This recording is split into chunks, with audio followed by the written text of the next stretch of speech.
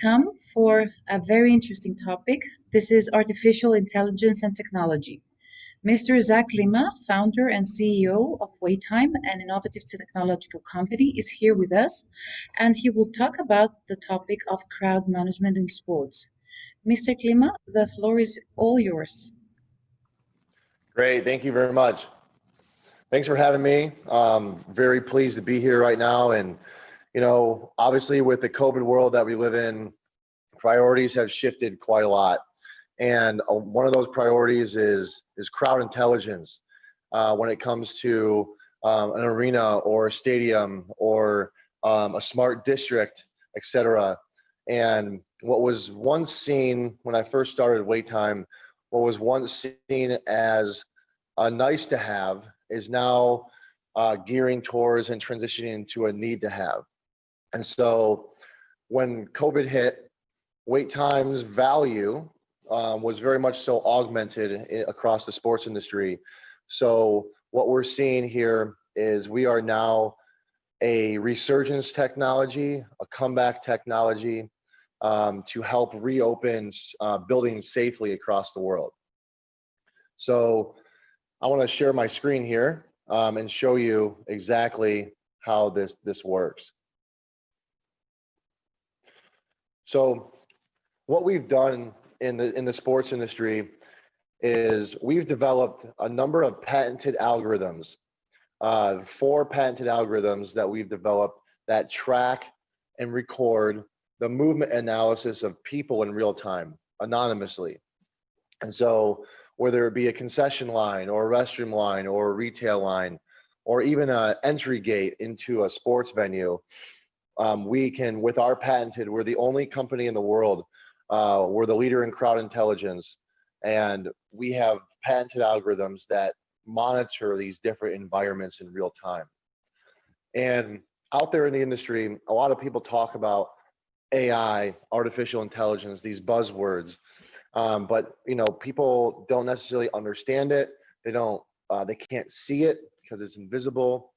So what I want to do here is to show you the artificial intelligence, show you how it works, and to visually display it so you can understand, that WaitTime is and what we're doing out there and how we're the crowd intelligence leader globally.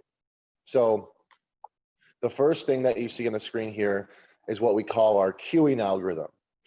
So what we do is we mount cameras above everywhere where there's a line. So as I mentioned to you, concessions, restrooms, etc.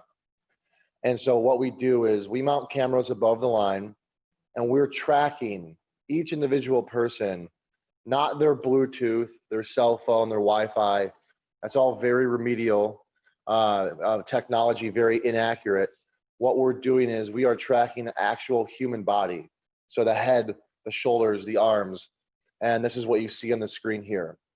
So all the circles and all the tracking is all of our patented algorithms. And so as you see here, what we're tracking is we're tracking the speed of direction of each person. That's inches per second. We're tracking the direction of movement because we place each person on an X and Y plane. And we do all this 10 to 15 times per second so we can determine the candidacy for if you're in line, if you're just passing through the area, or are you actually just kind of congregated off to the side. This is why our artificial intelligence now is the crowd leader. And that's when the last algorithm that I showed you, that's when you have more of a free-flowing environment, which now the second algorithm that you see on the screen here is called our stanchion algorithm. The stanchion algorithm is going to be much more prevalent these days because you'll have an organization below the line, the ropes, the stanchions, etc. And so the output for these algorithms, these first two, is number of people in line and number of people in the certain area. So this is important because now operations, they're able to receive this real-time, real crowd intelligence information to make smart decisions on the fly based off of where people are in real time. So those are the first two. The third one here is what we call our massing technology. So the massing technology, artificial intelligence, we're tracking the occupancy density of a given area from a 0% capacity filled all the way up to 100% capacity filled. So this is when you have, very low ceiling heights. We can tap into pre-existing cameras as part of our solution. That's not a huge part of our solution, but that's definitely something that we can do with this algorithm, which is called massing. Now, the fourth and final, this is, I want to spend a little bit of time talking about this. In response to COVID, we've developed a fourth and final algorithm called entry exit. So the entry exit software, what we're doing here is we are monitoring the ins and the outs of any room or environment, as you see here with our artificial intelligence. So what we're doing is we are tracking real-time room capacity, every 10th of a second. So this is actually at an exhibition hall. We help to reopen buildings across the world with some of our bigger partners out there. For example, we're now Cisco's go-to crowd management solution and Intel's globally. So we're helping to reopen these venues now for compliance software. So if they get fined or if they get audited on real-time capacities of these different areas, they rely on our software to give the governmental bodies hard data on their different environments and their behaviors.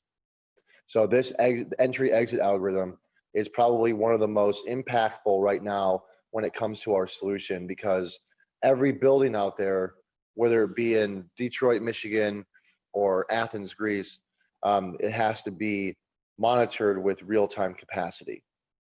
And this is what that software looks like here. So these are the four algorithms that we've developed just to kind of unveil artificial intelligence and what it looks like for you on the outside. And this is the back end. So this is kind of the secret sauce behind WaitTime. This is what's patented. This is what is now being scaled across the world from an operational standpoint. But we do have what we have is what we call our front end part of our system, which is the guest facing or patron facing. So if you look on the screen here, fans all around the arena or stadium, we've all been there. Everyone hates waiting in line. At very pivotal decision-making locations of, am I going right as a fan or am I going left? What we have is our real-time intelligent wayfinding digital signage that you see in the upper left-hand corner.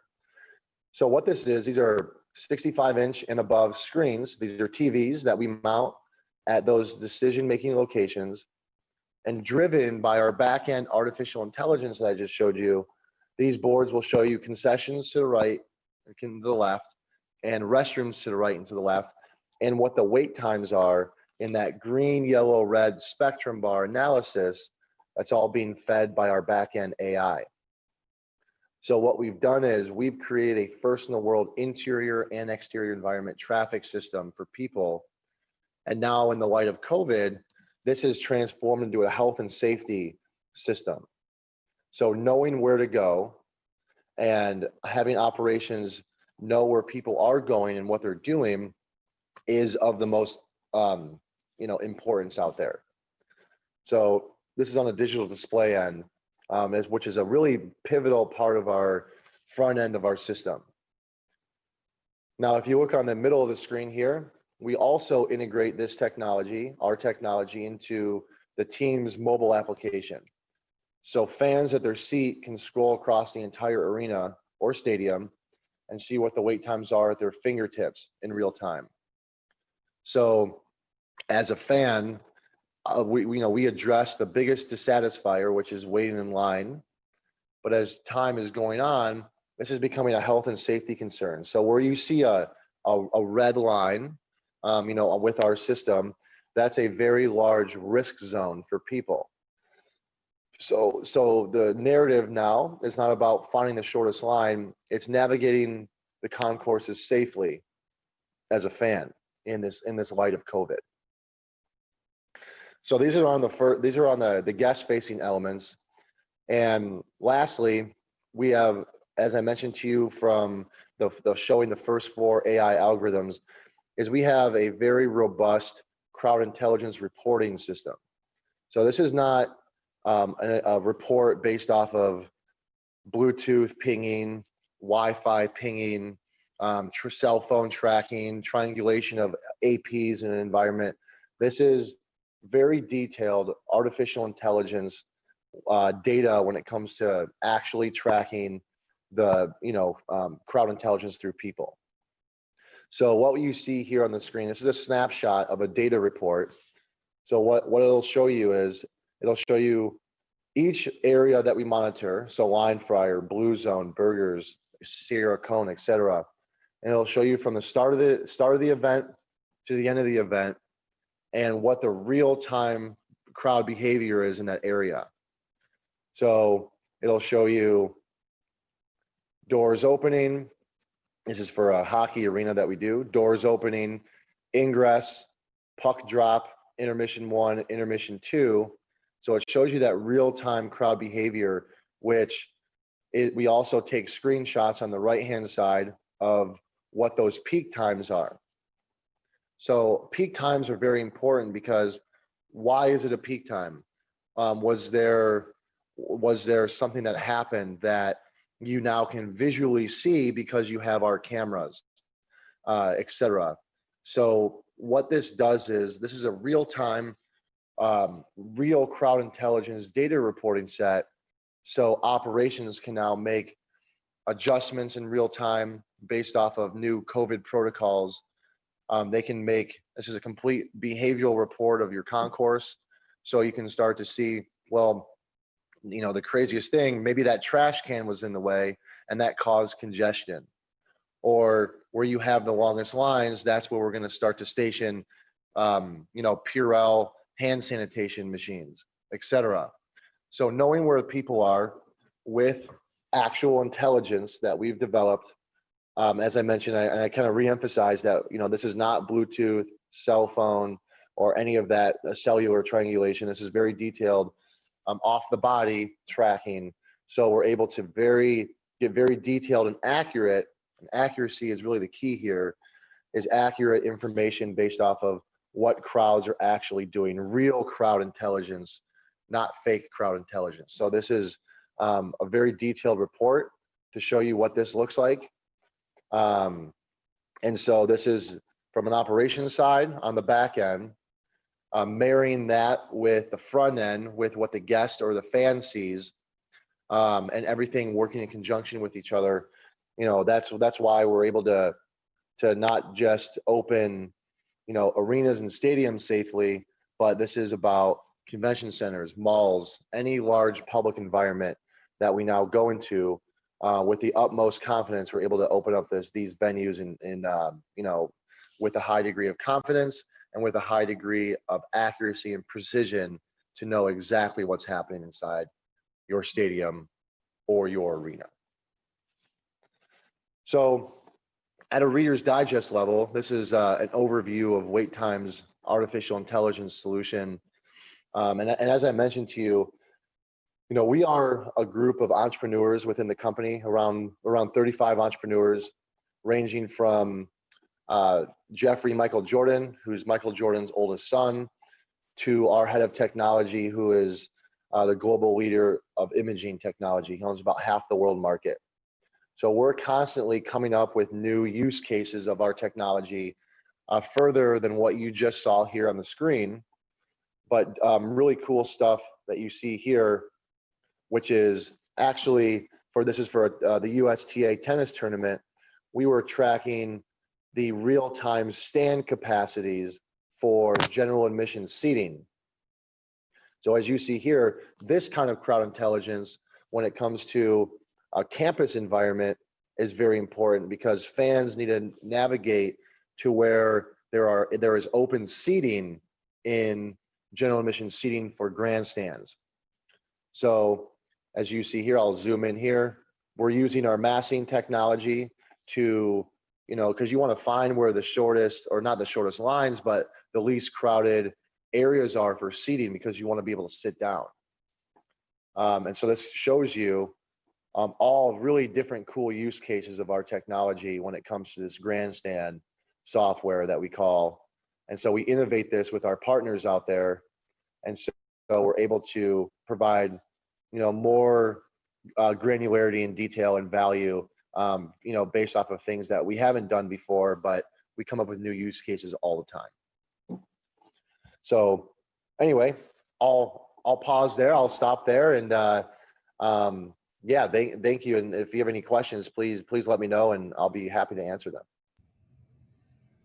Mr. Klima, thank you very much for a wonderful presentation, a very informative one. I had quite a few unknown words there, which I will not dig deeper. I would like to thank you personally because in the first front runners, a guest lecturer had presented the case of WaitTime in between his speech on artificial intelligence and how this improves the customer experience. My students, whom I have referred and I have navigated to your website, did not believe me. So I now have your full material to get back to them in classroom. We have many questions in the audience, but first of all, what I would like to personally ask is you have discussed some patterns in peak times.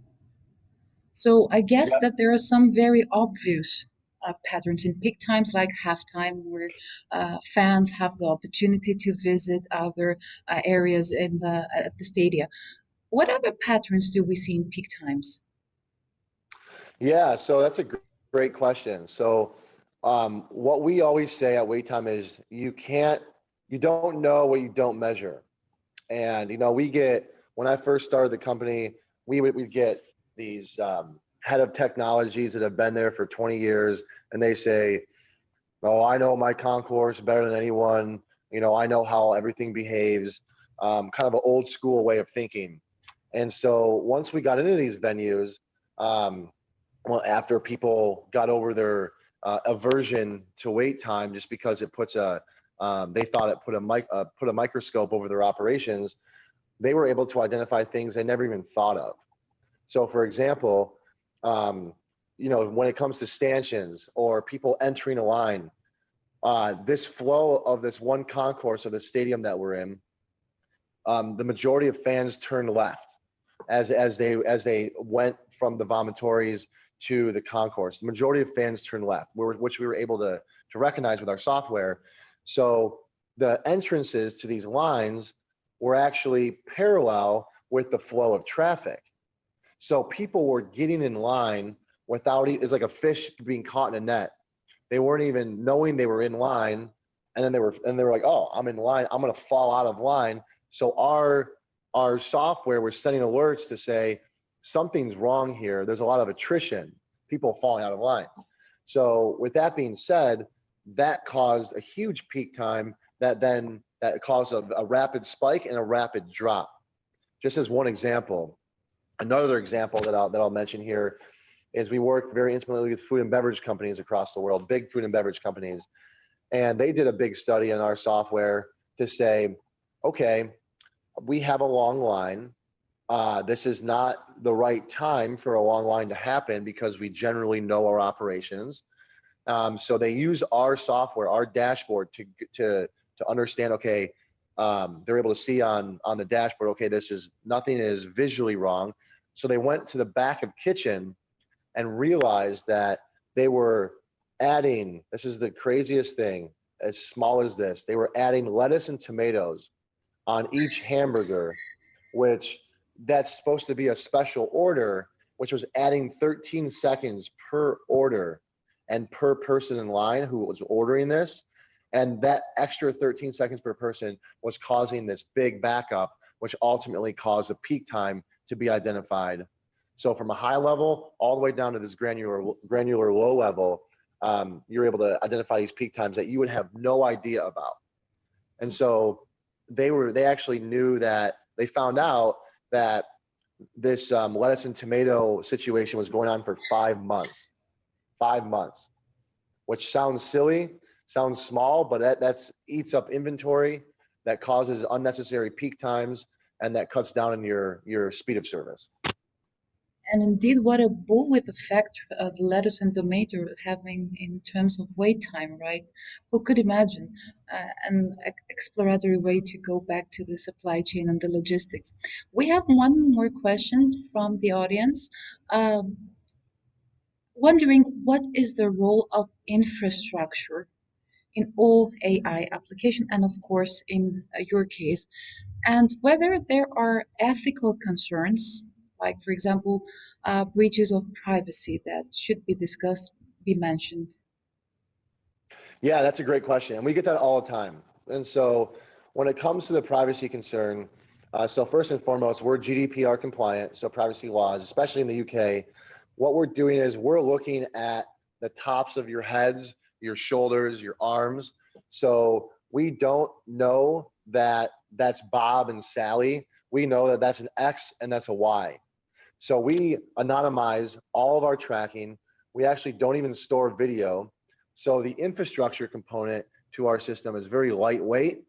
It's high CPU, low GPU. So our system, once we tie into a network, when it comes to wait time, our system is very lightweight, and we're GDPR compliant because we're not looking at faces. We don't do any facial recognition. It's all anonymized tracking. So that's a great question. We get it all the time. So we ride on the safe side of invasive, non-invasive, because we don't know. That could be, for example, we could train our software to look at a dog, obviously we're doing people, but a dog, a car, any moving object. This is very detailed artificial intelligence when it comes to pixel tracking, not object recognition. So we're on the safe side of GDPR and very compliant. Uh, Interesting and very informative, and thank you for sharing. What about the first part of the question regarding the infrastructure requirements? In Yeah, Greece, stadia are not as advanced as in the right. United States. Yeah, so that's a great question. And what we've made our system very lightweight. So basically what it is it's not Wi-Fi dependent at all. What it is, a camera, it's just an off-the-shelf camera. It's Cat 5e or Cat 6 cable connected, so PoE to each camera, which go back to our servers that are hosted on site. So as long as you have a network that we can tie into, we're good to go. And buildings, it doesn't have to have a robust Wi-Fi system, doesn't have to have a robust this or that. As long as you have a network, we can tie into it because we've designed our system to be very lightweight. For all the crazy techies out there, it's around 300K per second per camera. So that's literally zero data transmission. It does not bog down your network in any way, shape, or form. So we've designed our system because, for example, we're in Australia with the Melbourne Cricket Ground, which was built in the 1800s, very old stadium. So we've designed our system to accommodate a very new stadium like the T-Mobile Arena in Las Vegas, where the Golden Knights play hockey, and a very old stadium, which is one of the oldest and biggest in the world, which is the Melbourne Cricket Ground. So we designed our system to not rely on anything that's, it has to be, 2021, 2022 type of technology infrastructure. We've designed it so we can blend in with the mass majority of infrastructures that pre-exist now in sports venues around the world. So I'm going to follow up with a question from the audience by Nikos Kapnoulas. He's wondering whether the right time for you to design a wait time system is when a venue is actually building. Great question. And the answer is the best time to implement wait time is every time. But yes, you're exactly right. When you're in the building phase, yeah, you're absolutely right, because they can spec it in, from the building design. So we're actually working now with world-leading architecture firms to address exactly what you just asked, which is from the when it's on paper, on blueprints for the electrical design, will be put in from the start And so they can design. What architects and designers now are doing is they are designing concourses around the data that they receive from WaitTime from other venues around the world. So it took us years to get there, but now we are there, and it is much easier and cost effective when they build in, our system from the start or anything from the start. It's much more cost effective to do that than the retrofit. But it's not like we're too expensive anyway. But it's more streamlined when it's from the start. Correct. This is a correct observation and a very good clarification there. We have a lot of questions that follow the one that I'm going to pose now. Until recently, wait time was a tool to help venues and organizations improve fan experience. But now with the COVID-19 crisis, it has become a health regulation tool as well, right? How ready was wait time for such a radical change to his strategy? That's a great question. And the answer is we've spent the last 4 years. We didn't want to scale too fast when it comes to our the business side of the equation. A lot of entrepreneurs and a lot of startup companies, which we were at the time, they want to grow fast. They want to achieve high revenue numbers fast. We took the complete opposite approach, where we wanted to build the most bulletproof product out there and battle test it for years and years to make sure that it works in Australia, Japan, New Zealand, the UK, United States, before we really started to scale. And so we spent the past 4 years debugging, getting the kinks out of our system, et cetera. So to answer your question in a long-winded format is yes, we were very ready for it.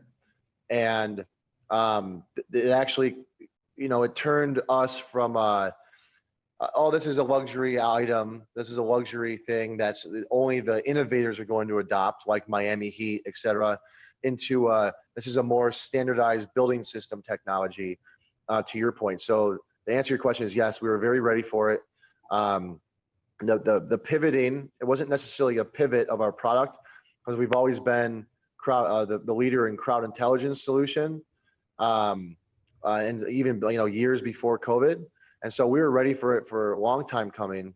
But it's kind of funny now. It's pretty opportunistic to see, some companies now change their marketing to identify, the response from COVID, where we were actually there, 5 years prior. So I would say, once we started to really battle test the system globally we've seen, hundreds of thousands of different line formations to over 100 million fans that we've helped assist. I would say that we were more than ready. This question could be also asked the other way around, and this is one that I would like to bring your attention. That bringing in mind that due to the COVID circumstances, there are measures that have forbidden the gathering of large crowds. Does this result in any adjustments on the services that you offer or planning to offer in the future? Yeah, so that's absolutely. So our system is very flexible. So from whether it be a small crowd of, a couple hundred people all the way up to 125,000 people at the same time, we've developed different tiers of our system. And so, fans not being in arenas, everyone says, okay, well, fans are not in arenas. How can wait time provide value right now in this world that we live in? And the answer is you have to have a plan. You have to have a plan in place when it comes to reopening strategy, whether it be a small crowd or a large crowd. All the value across this side of the equation, when it's a couple hundred people, to this side of the equation, the polar opposite, which is 130, 125,000 people, is you have to have a plan of action where wait time provides value from this side to this side. So our system is tiered when it comes to the different services that we provide, but whether it be a small crowd or a large crowd, what COVID and the world that we live in now help to have us define is the different levels of our service, when it comes to our system, and the different way that we deliver the data, whether it be on X, Y, or Z, the different levels that we deliver it and the different ways we deliver it in the certain light, or the narrative that we tell, was really defined over the past 8 months,